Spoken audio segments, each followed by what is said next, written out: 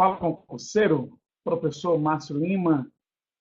Estamos ao vivo falando sobre o nosso novo curso de informática CESP, Resoluções de Questões 2018. Nossa primeira aula do curso oficialmente é esta. Mas nós temos umas aulas bônus que você pode adquirir dentro da plataforma da Proluno na sua área de alunos. Então, vou estar colocando aula bônus e vou estar colocando as aulas gravadas agora em 2018. Nosso curso, formato de questões com base nos principais assuntos que são cobrados nos editais recentes, como MP do Piauí, grande concurso, está com edital aberto, mas serve também para a Polícia Rodoviária Federal, pedaço do edital da PF. Então, essa é braço. É CESP. Aulas duram em média de 15 minutos no máximo, várias aulas de 15 minutos, para você aumentar o seu poder de concentração durante a aula. Já observamos que aulas com 1 hora são aulas que, às vezes, você não consegue ficar tanto tempo concentrado. Então, pode, quem sabe, no meio do caminho, ter um aulão de 1 hora, bom, uma aula de 30 minutos, mas o padrão informática Proluno, 15 minutos. Vamos lá?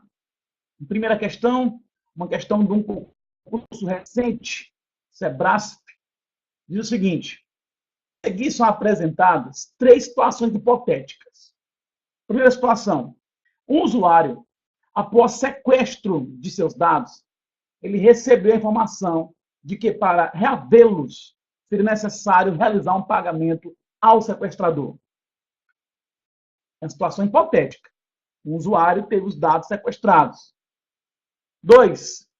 Um usuário recebeu a informação por meio do setor de segurança da informação do seu órgão, de que o seu computador, sem o seu conhecimento, havia sido usado em um ataque a uma rede de outro órgão. Primeiro item, sequestro dos dados. Segundo item, o computador fez uma ação sem o dono saber. 3.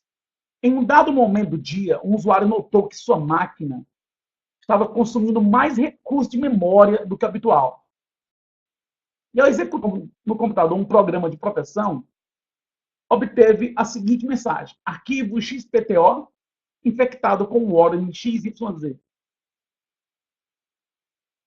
Com referência a essas situações hipotéticas de segurança da informação, julgue os itens subsequentes. Primeira questão. A situação 3, terceira, caracteriza-se mais como vírus do que como ordem, pois os vírus são responsáveis por consumir muitos, ao passo que os ordens permitem o retorno de um invasor ao computador comprometido. Esse item 1 está falso. Primeiro que no próprio item, no próprio conceito aqui que a banca deu, deixa eu colocar uma canetinha para a gente rabiscar. Aqui no próprio conceito, a banca já disse em um dado momento que foi detectado um órgão. Então, se for detectado um órgão, não tem como ser vírus. Aqui, o órgão um programa malicioso, o vírus é oportunidade mesmo de consumir memória. Já que são programas, estão em execução. Aqui, ó, você está com um programinha, um navegador em execução. Então, ele está ocupando memória, mas podem ter programas que vocês não sabem que também estão ocupando memória. Normalmente, os maliciosos fazem isso, eles ficam ocupando a memória do computador. Então, o item 1 está falso quando a banca diz que caracteriza-se mais como vírus, como órgão. Não, a própria questão diz o órgão. E ainda tem outro erro nesse item, quando a banca fala sobre, ao passo que os worms permitem o retorno de um invasor. Gente, nós temos uma lista de programas maliciosos. Inclusive, quem vai fazer esse concurso do MP do Piauí, eu fiz um Memorex, que ele serve para todos os concursos. Né? Eu falo informática, mas é Sebrasp que está em jogo. Então, nós temos um Memorex, que é um resumo. Você pode adquirir esse Memorex através do professor Márcio.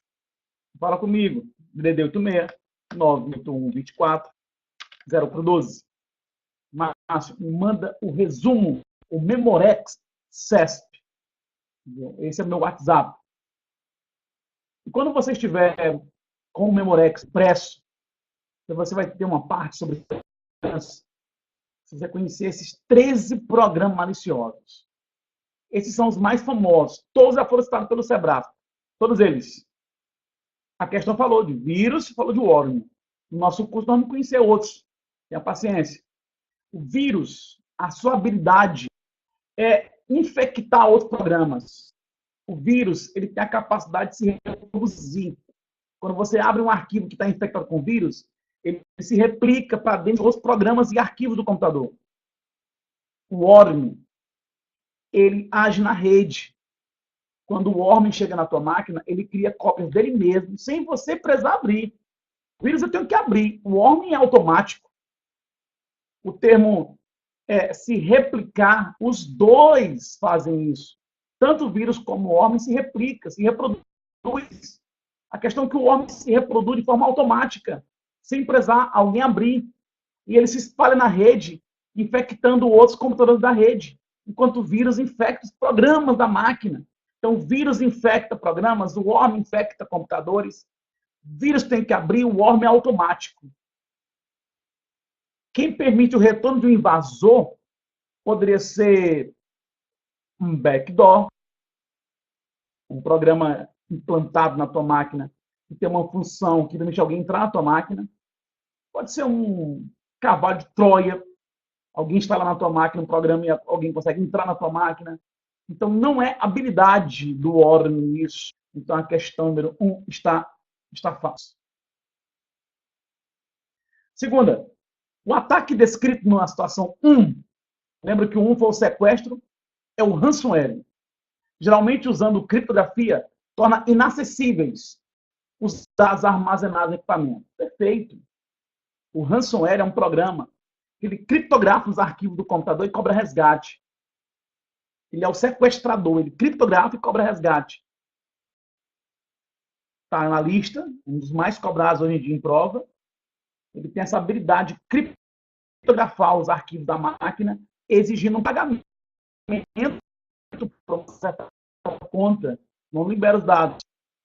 Então, está correto o item 2. Então, vírus infecta programas, o worm infecta computadores, ransomware criptografa e cobra resgate, backdoor e cavalo de Troia permite alguém invadir tua máquina. 3. A situação 2 pode ter ocorrido por meio de determinados mecanismos de comunicação com o invasor, os quais permitem que um computador invadido seja controlado remotamente. Pode estar o termo aí no seu caderno, controlado remotamente, propagando a infecção de forma automática, explorando vulnerabilidades que são falhas existentes em programas instalados. Perfeito conceito, gente. Observe que no item 2, a banca disse que o programa, o computador do usuário, ele anda infectando, né? Sem o conhecimento do usuário. Se o micro dele faz alguma coisa sem ele saber, é porque alguém está controlando essa máquina à distância. E quem faz o controle remoto são programas robôs, os bots. Por isso que é bom você lembrar sempre do bot como controle remoto. Aí eu pedi para você destacar, controlado remotamente. Está correto o item 3, mais um programinha malicioso, bot, um programa de controle remoto. Se você tiver um bot na sua máquina, alguém consegue fazer você invadir outras máquinas, sobrecarregar servidores, pessoas no Instagram, entendeu? O bot espalhar notícias falsas, fake news. O bot faz minha máquina virar um zumbi. O zumbi é uma máquina que ataca e não sabe que está atacando. Entendeu? 4. As 3 situações apresentadas poderiam ser evitadas se um antivírus atualizado e funcional estivesse instalado nos computadores em questão, uma vez que é um tipo de programa capaz de evitar infecções e ataques. Gente, normalmente para concurso tem antivírus e spyware. É o anti-spyware que detecta o adware. Spyware, aqui, ó, spyware e adware são programas detectados pelo teu anti-spyware. E o antivírus, normalmente, é ele que detecta vírus, worm, cavalo. Mas não existe a história de anti-adware instalado na máquina. Até porque se tem um worm, quem detecta ele é um antivírus. Já existem programas no mercado que fazem os dois papéis. Eles são antivírus e anti-spyware, os dois. Né? Detectam várias pragas. Mas afirmar que existe um anti-adware, essas três, está errado. Até porque quem detecta o adware não é o anti-adware, é o anti-spyware. E quem detecta vírus, quem detecta o worm são os antivírus. Então, totalmente errado o item 4. Essas 4 questões nessa situação hipotética. Entendeu? Questão 5, já é outro contexto agora. Farming é um ataque que possui como estratégia corromper o DNS e direcionar o endereço de um sítio para um servidor diferente do original. Vamos falar de farming, lembre de DNS. Vamos para o quadro, gente. Vamos para o quadro. É o seguinte.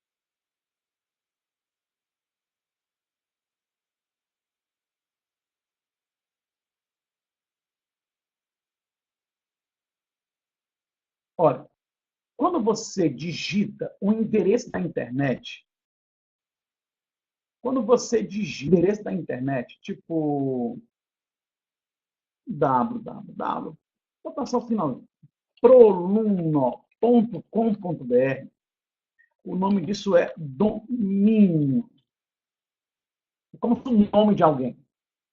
Por trás de todo domínio, por trás de todo nome, existe um número. Vou inventar um aqui, sem me preocupar com padrões do IP. Entendeu? Esse número é o número IP do servidor que tem esse site. Então, todo site, todo nome, por trás tem um número. É como se fosse o nome de alguém na agenda, professor Márcio Lima, e o telefone dele. Você pode discar para o Márcio tocando o nome Márcio, ou você pode discar para o Márcio colocando os próprios números do telefone do Márcio.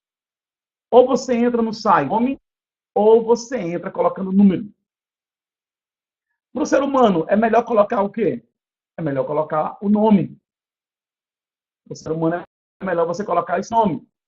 Quando você coloca o nome, é transformar o número. Quem faz a transformação do nome para o número são os chamados DNS. Entenda, entenda, entenda. O nome de um site era para ser assim, ó, um número. Para você entrar no site é para ser um número. Mas alguém chegou e, olha a dica mnemônica, deu o nome para o site. Alguém deu um nome para o site. No lugar de você digitar número, você coloca o nome. E toda vez que coloca o nome e dá enter, quem faz a conversão é o DNS. São computadores espalhados no mundo todo, que possuem uma lista, uma tabela enorme, com todos os domínios e os IPs relacionados. Quando você coloca o nome e dá enter, ele transforma para o número IP. Quem faz a conversão é o DNS. E o que é o farming? O farming é um ataque quando alguém entra no DNS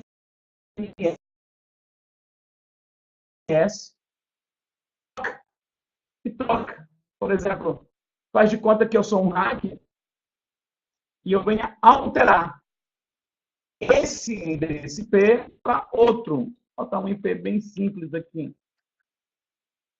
Eu vou sequestrar, olha o termo que eu usei, sequestrar o teu domínio. Eu entrei no servidor nesse número. Quando alguém digitar o número proluno, ele vai cair nesse outro número. Então, o que é o farming? Olha o termo que eu vou usar. É o sequestro do domínio. É o envenenamento do DNS. É você corromper o DNS.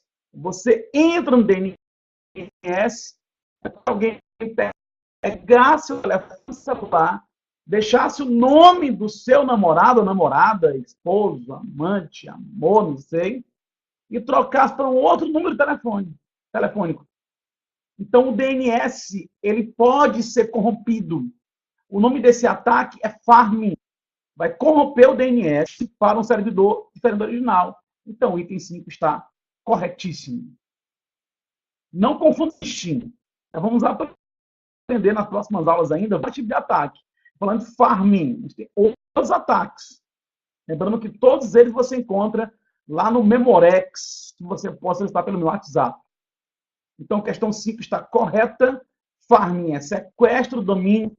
Farming é o envenenamento do DNS. Alguém corrompeu, roubou o domínio, colocou no outro IP diferente para você cair em site falso, mesmo colocando o endereço correto.